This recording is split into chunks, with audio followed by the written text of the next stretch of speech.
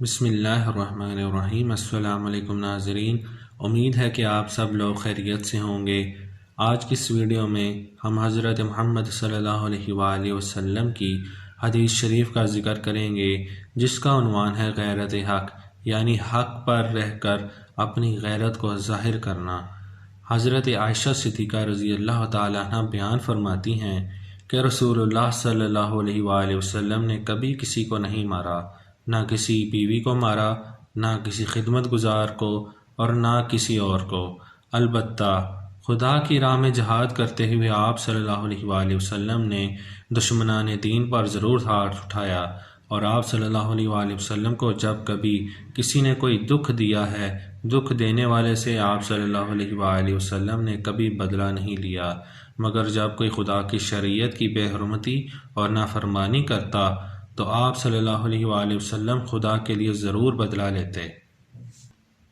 عملی زندگی میں یہ ممکن ہی نہیں ہے کہ ہر بات ہماری خواہش، مزاج، عادت اور مفاد کے مطابق ہو۔ خانگی، خاندانی اور سماجی زندگی میں طرح طرح کے لوگوں سے ہمیں معاملات کرنا پڑتے ہیں۔ کسی کا ہم پر حق ہے اور کسی پر ہمارا۔ کوئی ہم سے چھوٹا ہے، کوئی بڑا۔ ہر ایک کا مزاج، انداز فکر، عادت، خصلت اور قوت برداشت مختلف ہے۔ یہ کیسے ہو سکتا ہے کہ کبھی ہمارے جذبات کو ٹھیس نہ لگے، کبھی کسی سے ہمیں دکھ نہ پہنچے، کبھی کسی کی وجہ سے ہمارا نقصان نہ ہو، اور کسی کے خلاف ہمارے دل میں انتقامی جذبات نہ پیدا ہوں، اور ہم غصہ کا شکار بھی نہ ہوں۔ ایسے تمام مواقع پر ہم کیا کریں؟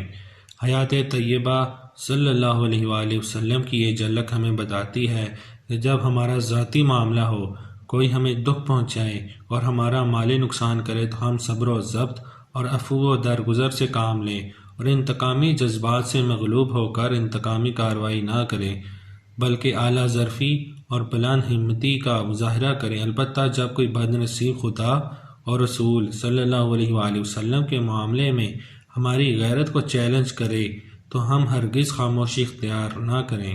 ایسے موقع پر خاموشی ہماری دینی موت ہے۔ مومن کی غیرت خدا اور دین کی توہین ہرگز برداشت نہیں کر سکتی۔ سبحان اللہ۔ شکریہ۔ تمام لوگوں سے گزارش ہے کہ اس حدیث شریف کو آگے لوگوں سے شیئر کریں، کیونکہ حدیث شریف ہے جس کا مفہوم کچھ یوں ہے کہ آپ صلی اللہ علیہ وآلہ وسلم نے ارشاد فرمایا، خدا اس شخص کے چہرے کو روشن رکھے، خوش رکھے، آباد رکھے کہ جو میری حدیث سنے اور آگے پہنچائے۔ اللہ تبارک و تعالی ہمیں حدیث شریف کو سمجھنے اور آگے پہنچانے کی توفیق عطا فرمائے۔ آمین۔